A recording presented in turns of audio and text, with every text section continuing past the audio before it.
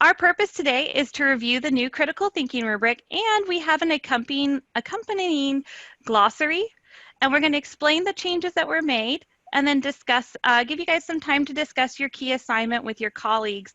Since we're kind of a small group, we might be able to have that as a group instead of breakout rooms, but we can kind of take a pulse when we get further into the meeting. All right, after this session, you will all be able to describe the changes made to the rubric and see the glossary, explain the rationale for updating the rubric, and adapt key assignments if necessary. Last but not least, this one's optional, but if you are planning to include, if you have a critical thinking assignment already worked into your curriculum, which I know many of you do, we would love for you to pilot your key assignment for critical thinking with the new rubric and maybe grade in your own class. It's nothing formal. It's just as you're assigning that critical thinking assignment, if you want to compare your student work with the new rubric, and then send your feedback to John and I. We had some people try it out. I believe John didn't, some faculty use it maybe during the spring, or was it fall? Yeah, Okay. I believe, yeah, we've been having folks using different iterations of it, since I believe the fall, and so we're kind of ramping up our use of it. Yes, so if you're interested in using it in fall 2020, we'd love to know, so that way we can get feedback from you after the fact. All right, and then I'm gonna let John kind of take it away because he was here since the beginning of all this.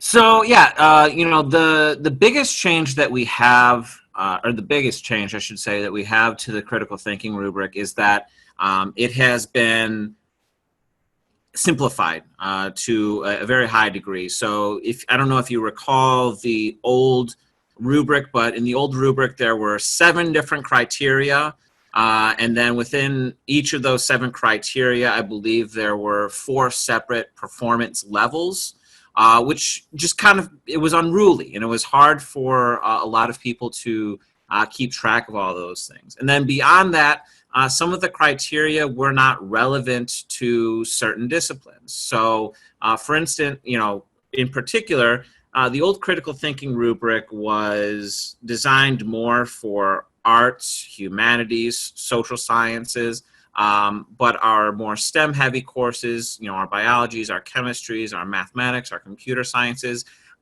it wasn't as tailored to them. And so we wanted to make a critical thinking rubric that was going to be more applicable across the disciplines. And so we have reduced the 7 criteria down to 3 criteria.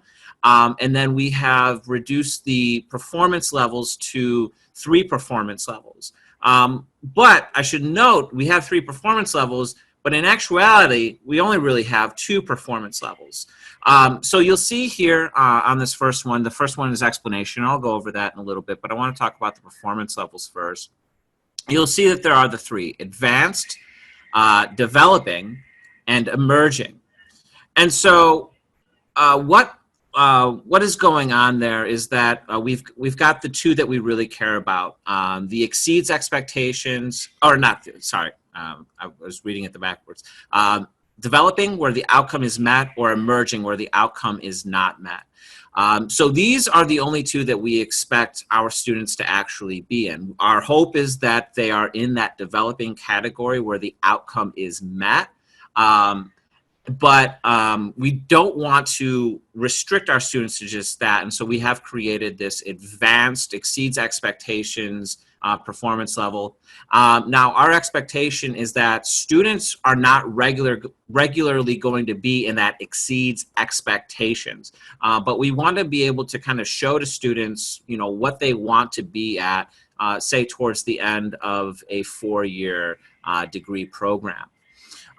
So the first criteria we have here is explanation.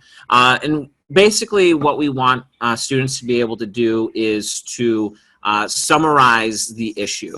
And so what's going on here is you can see when the outcome is met, the developing category, it says issue is to be considered critically as stated, but it might not be necessarily clearly.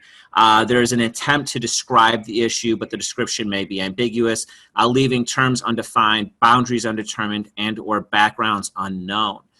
So this is basically where our language was for the bare minimum of met with the old rubric. And so again, you'll see that that's not a very high bar, but it's the bar that we believe that our students should be at after 2 years of college. And so we want to make sure that, you know, we've got that. Now, again, we are going to have students that are going to go well above that. And there, the issue to be that would be advanced. But the issue to be considered critically is stated clearly, described comprehensively, delivering all relevant information necessary for full understanding. I think are there any questions about that? We can probably put that in the chat if you've got any questions. If not, we can move on to the next criteria.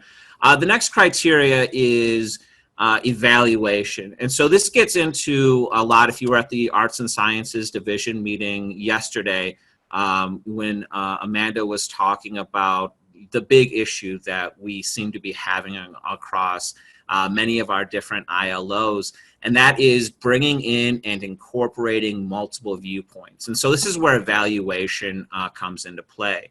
Now, for us, the biggest issue is that multiple viewpoints is something that is very relevant for arts, humanities, for social sciences, where it is appropriate to bring in multiple viewpoints and to be able to discuss those multiple viewpoints. However, in some of our mathematics, accounting, computer science, biology, chemistry courses, at this level, it's not necessarily appropriate for them to be considering differing viewpoints on all subjects. So this is one of those areas where we'll see in the developing, or in all three categories actually, is that you'll see this language when appropriate. And we'll talk about that more when we talk about the glossary.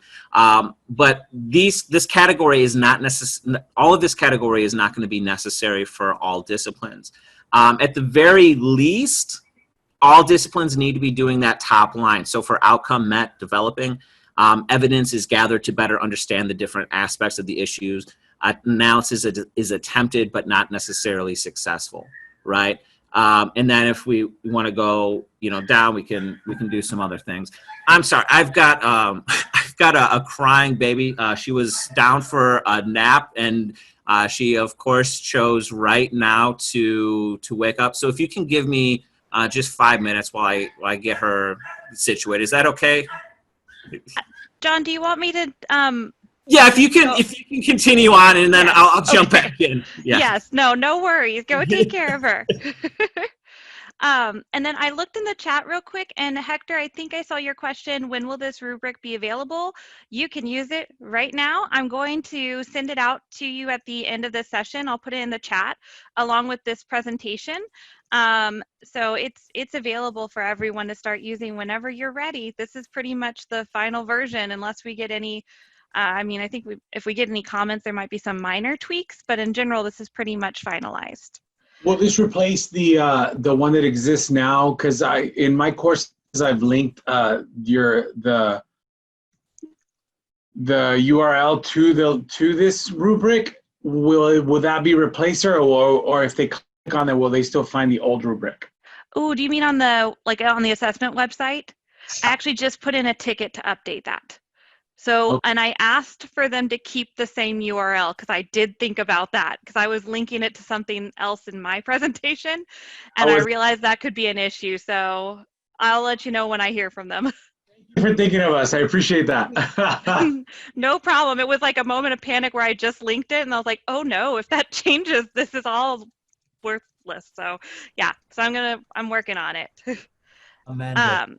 Yes. Do you see how under developing outcome met for criteria 2, how it's worded, like the evidence is gathered, it's not necessarily successful? I really like that wording, but on the first criteria, it's worded in such a way it doesn't kind of align to that. Like it says, but not necessarily clear. There's an attempt. It may be ambiguous.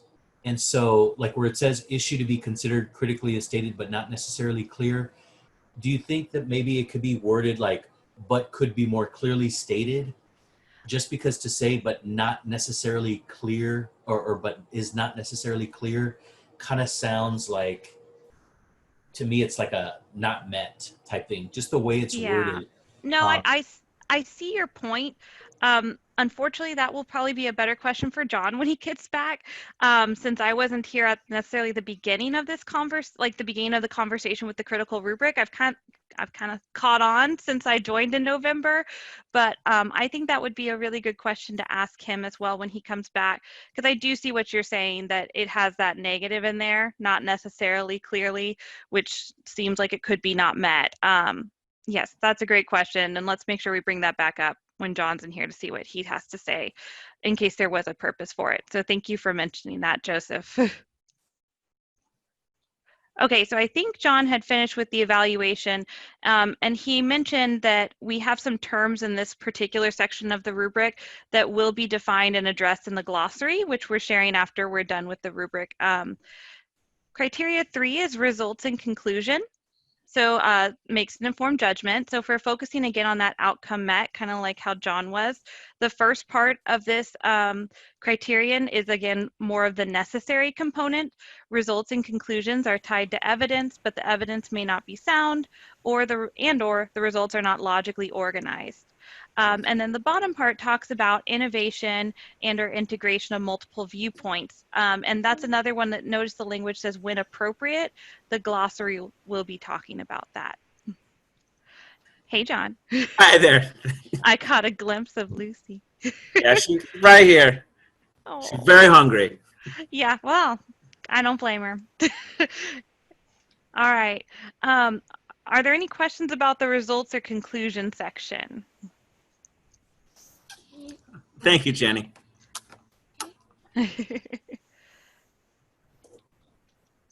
Just on a side note, I have to tell you, hats off to you, because I really don't. My children are 17 and 19, and I cannot even imagine trying to live like this with small little ones. So, hats off to you that you're doing it. Okay. You know, we'll see how things go once the students show up next week. Right now, it's pretty easy. Okay, well, there's no questions over the results and conclusion. And then, Joseph, I will cycle back to your question probably after the glossary. Let's show you the glossary. That's the new stuff. That's the really new stuff. Okay, so this is something that we borrowed a lot of this language from the value rubric, which is the rubric that goes around, is the big national rubric. And so this is, again, just a way for us to have a common set of language going into rating, right? We've all been in the norming sessions by now, and so we know anything that we can do to reduce the amount of semantic bickering that takes place is probably going to make things a little bit better for all of us. And so this is just a glossary where we define some of the words. It's ironic, I guess, that ambiguous is the first word. I guess the words that can be a little bit more ambiguous for folks, right? They can have kind of wishy-washy definitions. And so, ambiguous, just information that can be interpreted in more than one way. Analysis we define as deconstructing an issue into its component parts. Right, so when we go into evaluation, we go into results and conclusion, when we see that word analysis, we need to see our students attempting to deconstruct an issue into its component parts. It doesn't need to be successful necessarily for the outcome to be met, but they do need to, be showing that initial step. Innovation, just new thoughts, ideas, outcomes. An issue is just any topic to be discussed or analyzed.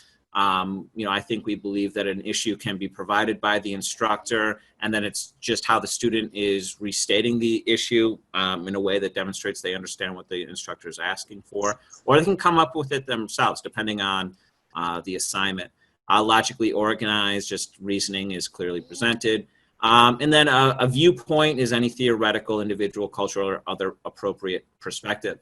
Now, the important language here that is going to be of most use when we get into our college-wide norming sessions is that there are some fields, predominantly the STEM fields, where the language related to alternative multiple viewpoints and or innovation are not going to be possible or appropriate for those disciplines. And so I don't think we've fully figured out how we're going to, I know how we're going to, demarcate, STEM versus non-STEM, but we'll probably have something, going into norming that people will, be able to check off a box or something like that to say this assignment should not, these things are not appropriate for this particular assignment in this particular discipline. And so that's the big change, to hopefully, again, make this rubric something that is going to work for everybody and every discipline at Palo Alto. Yes, and I hope that kind of I hope that will help alleviate, I know, some of the stress that has been around some of the STEM assignments surrounding the creativity and the innovation and the viewpoints. And this critical thinking glossary, the plan is to have this kind of as a front page, almost a cover page to the rubric. And there'll also be a little bit of an explanation above it, just to kind of explain its purpose, like John was mentioning. So it's not just like we hand faculty a rubric in this glossary and it's like, good luck. We're going to make sure that there's some explanation. And then, John, we did get, Joseph gave some good feedback on just a comparison between criteria 2 and 1, and I'll restate it, and then Joseph, if I say anything wrong, feel free to chime in, because he was saying that he really liked the language in criteria 2, that it was kind of positively framed, like evidence is gathered to better understand, it's attempted but not necessarily successful.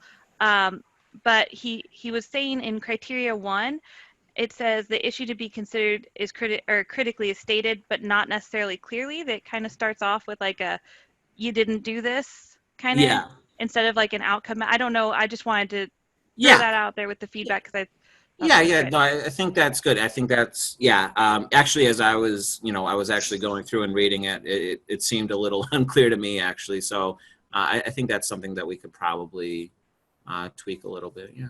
And just something like issue to be considered critically is stated, but could be more clearly stated. Okay. Something like just because when I see is not necessarily clear, but not necessarily clearly, to me, like the difference between that and emerging. But other than that, I mean, this is really well done. Thank you for your work on this. And I think for the third outcome as well, the third criteria, there's some like results and conclusion are tied to evidence, but the evidence could be more sound, like instead of that wording, but could be more sound or logically organized, something to that effect. Yeah, no, I think, that's, I think that's good feedback, and I will definitely take that into consideration. Absolutely. Because I mean, so I mean, I think what our plan now is, and Amanda, please correct me if I'm wrong. I think our plan right now is to pilot this with the language as it is, and hopefully, have, folks like yourself and other instructors use this out in the real world and see how it works for folks. And then I think after, because we've been toying with this language. Oh my God, I can't even tell you how long we've been toying with this language. I know a lot of you in this meeting here have helped us out with this, and we're so grateful for all the folks that have been helping us out with this. And so I think right now, I mean, I definitely hear what you're saying, Joseph, and I think it's good feedback. And we'll probably take one more round after we, kind of put this out live in the field for fall, just kind of fix up anything that we need to, and then, hopefully have this, fully up and operational by, I don't know, spring, I would hope. Yeah, I agree.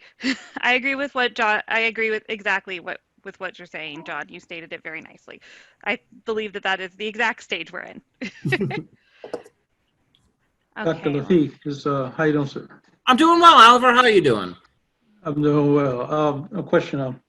When do you expect us to have a critical thinking assignment? It will be in the fall semester or in the spring semester? What's your thinking? Well, we just did critical thinking this year, but the year before. So Yes. yeah, critical thinking is, when is that back up? Fall 21? It's 2021. So next fall is when we will formally assess using the Okay. critical thinking rubric. All right.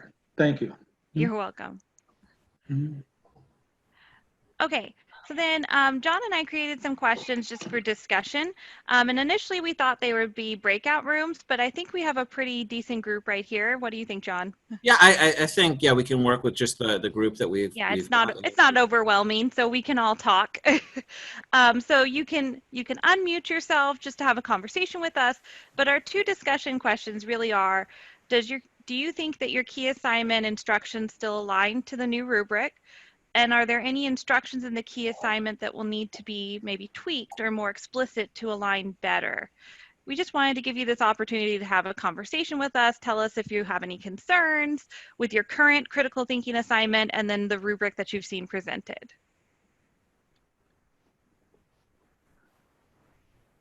I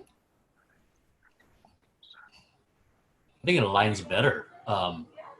For me, with the reduction to the 3 outcomes, I think it makes it so much easier.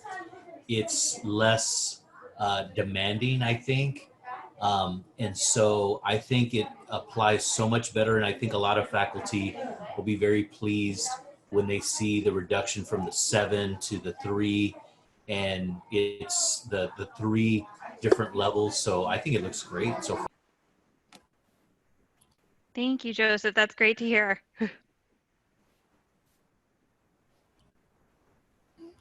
Do we answer Robert's question? Yeah, so yeah, each individual one is a criterion. Oh, I'm sorry, I didn't see the question. Yeah, so yeah, since criteria is the plural form, should each item be listed as criterion 1, 2, 3? I think, yes, grammatically, that is correct. Do you know that, Robert, that has been one of the things that I've had the most trouble transitioning into my role with? I actually wrote on one of my presentations, like on my notes, it says, say criterion, not criteria. It's been a training process for my brain. Uh-huh. Yeah, I just saw that, and it's not a big deal, but something I noticed. No, I appreciate that because it's not ingrained yet in my brain. Right.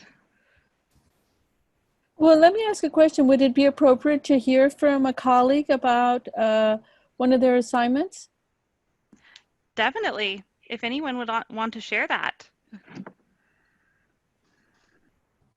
I mean, yeah, I mean, how would you want, because yeah, I think it would be great if you have an assignment that you would feel comfortable sharing with the rest of us. I don't know if you can send it through the chat or send it to Amanda's email, since she's got the screen there. Or I think since we're all professionals, I don't think I set anyone not allowed to share. Oh, okay, perfect. I mean, I can check though. I don't know. I would have said it differently with the student, but just out of curiosity, let me see if everybody has. Yeah, I think if you do want to share your key assignment or to get feedback or just to share an example, since we're all here, feel free to let us know before you share your screen so we're not all trying to hit the same share screen button at the same time. But it looks like everybody has the ability to share their screen. Is anyone interested? Idea. I didn't have an example. I just had the idea, but I just, I don't know. I was just moving the Zoom along. No, I think it's a great idea, Alba, and I wish I had something of my own to share. But I don't. If we don't have anything to share right now, we can 100% meet again and share at another time throughout the semester. But are there any more comments about the rubric in general? I'll just bring this back up. I think as long as our assignment description allows us to do so much and allows us to guide students to demonstrate the identification of the issue, the synthesis of the particular issue or problem, the analysis. And I think that in addition to the assignment description, the rubrics also help. And so whatever we use in the rubric as like what is a good example like to achieve like an A or a B or and so forth, that those rubrics are also incredibly helpful in guiding students to demonstrate the level of exemplary ability that we're expecting in the exceeds category. So now I think this is great. Yeah, no, that, thank you for that feedback. We really appreciate it. And yeah, I mean, in terms of assignments, it shouldn't be, that big a change, right? All of our assignments should be. Is Okay, it I just have, me?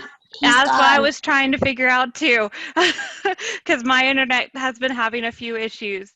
Okay, so John, if you can hear us, we can't see you right now, but I can kind of piggyback off of what he was saying. I agree. As long as we keep that rubric in mind, and I appreciate what Joseph was saying, I really do hope that since there's 3 criteria instead of the 7, I really do hope that it makes hitting all of those high notes in the criteria a little bit easier within the key assignments. We really don't, if I remember correctly, we don't have too much for you guys, except we really do welcome all feedback.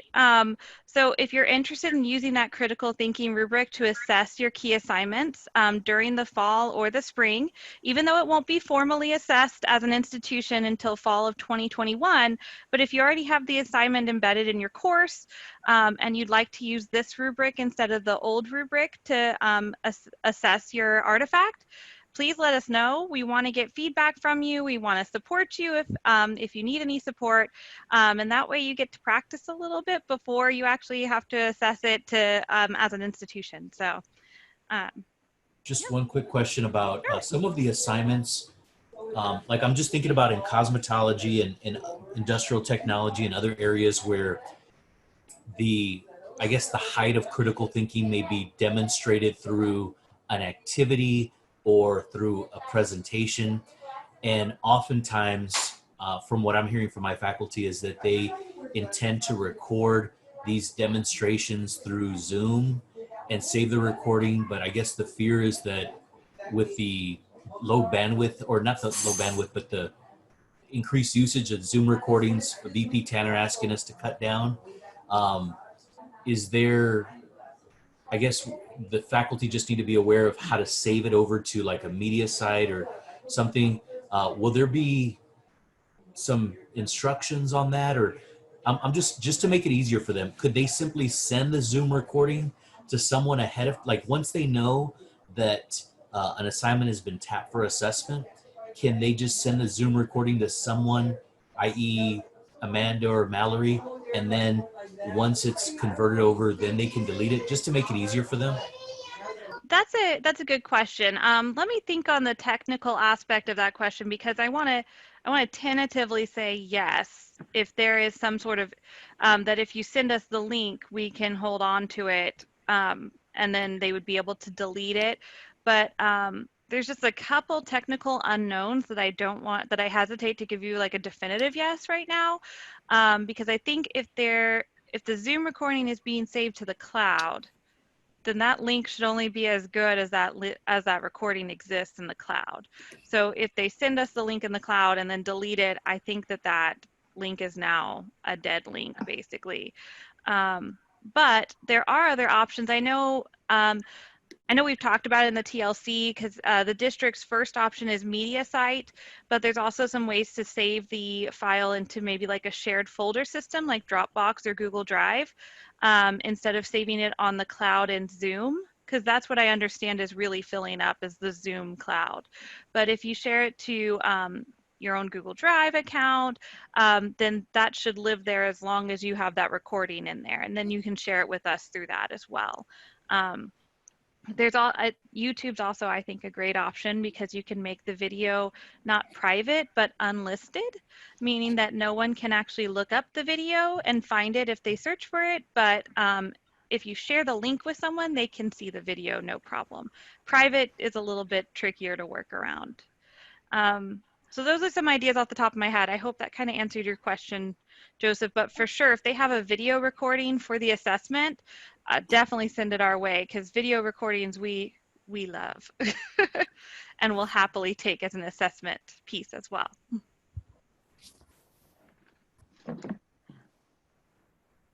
Okay.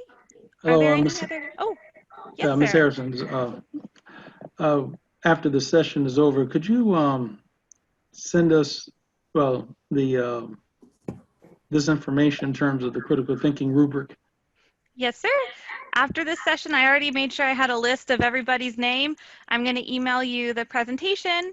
I'll email you the critical thinking rubric, and I'll email the draft, our first draft of the glossary.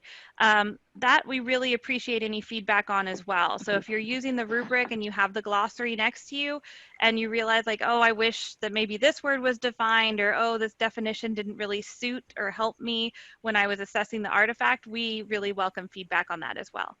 So yes, I'll send it to you. Also, Ms. Harrison, I'm going to, I should have mentioned this at the beginning, but I got another meeting I have to go to about 3 o'clock. And so if I, exit out, you'll know why. Yes, no, thank you. I think we're actually mostly done. If there's Okay. any other questions, by all means ask them. But I mean, unless, John, do you have anything else to say? I don't, and like I said, before, I know many of you have helped us out in earlier iterations, and all of y'all right now are helping us out in this current iteration. And I just want to say, I think on behalf of Amanda and I and the other folks at the Teaching and Learning Center, just thank you so much for all that you're doing to help us out. Because we want to make sure that this is something that's going to benefit our faculty, but again, in the ethos of students first, is going to help our students succeed. So thank you for your assistance.